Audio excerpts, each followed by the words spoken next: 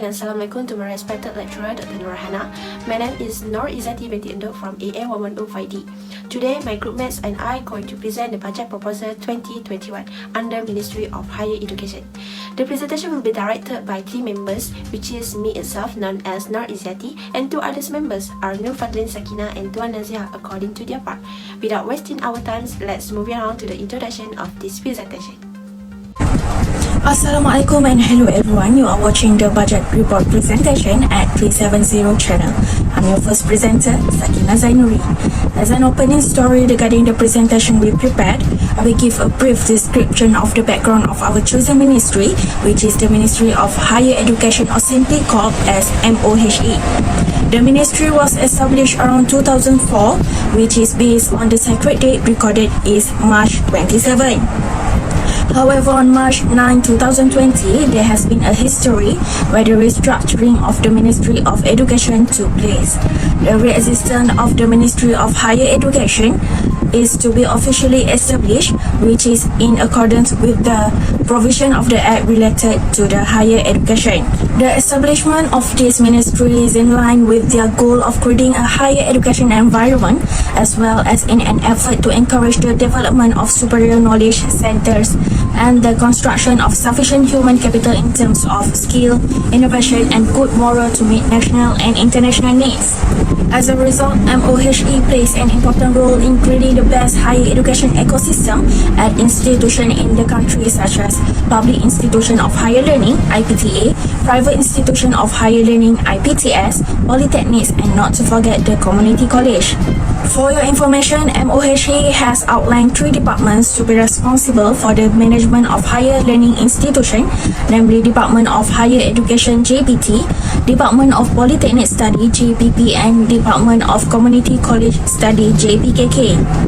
Furthermore, among the agencies that plays an important role in the Ministry of Higher Education that provide support to relieve this aspiration are the Malaysian Qualification Agency, National Higher Education Fund Corporation, Higher Education Leadership Academy, Education Malaysia Global Service, and Yayasan Sukarelawan Siswa.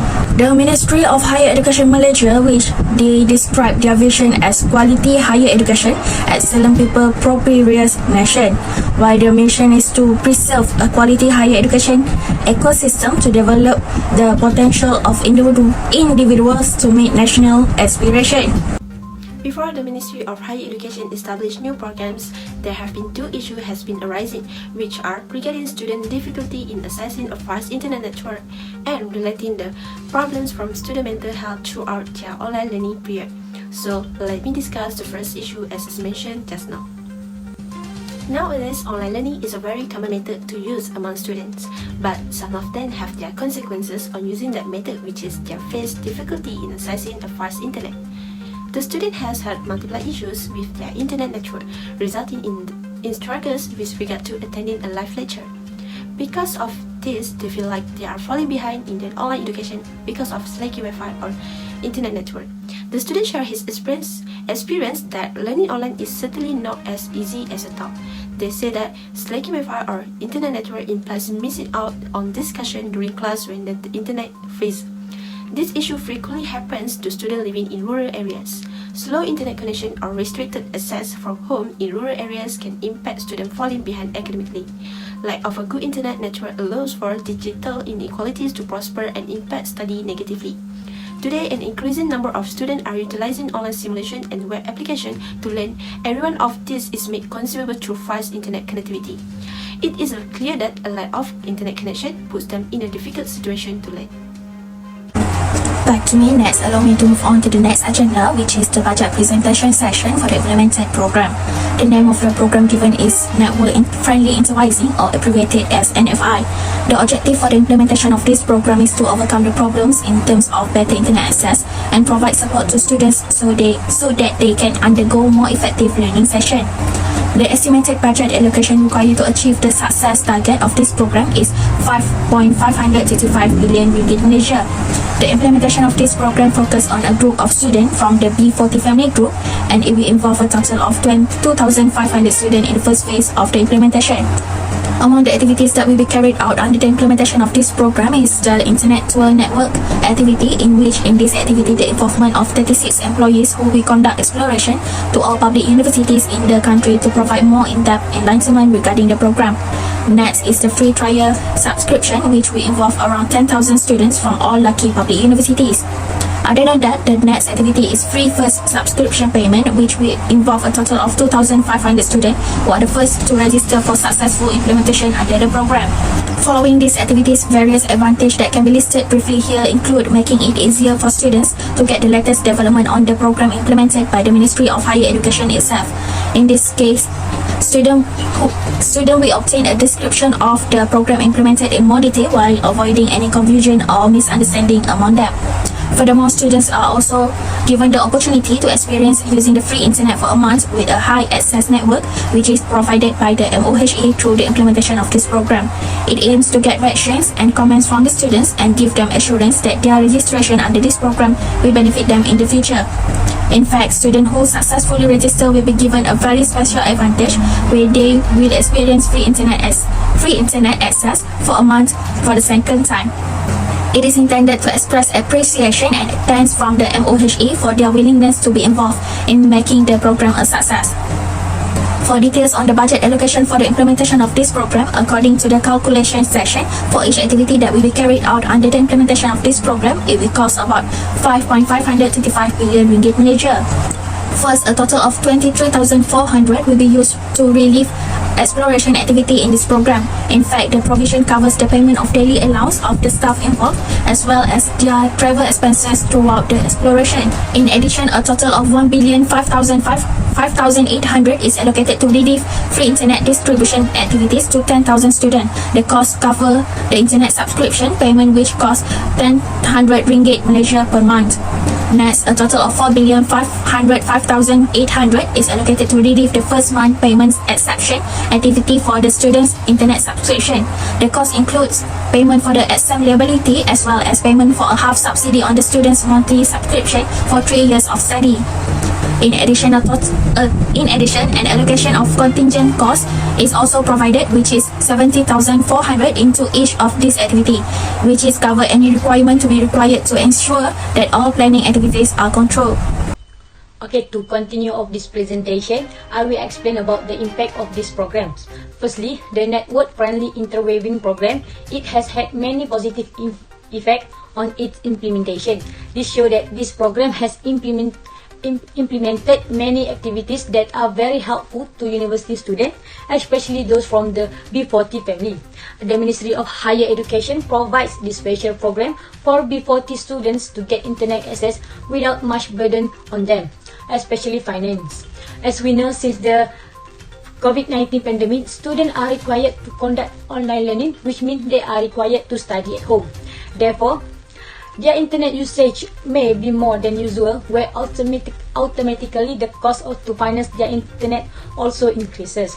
Based on this issue, the Ministry of Higher Education decided to help students who are less able to finance half of the monthly internet fee for such students.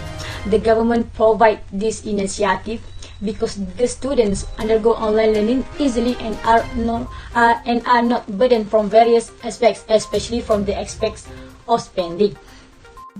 Moving on to the second issues, that we all know the COVID-19 pandemic has brought into the center the mental health among students.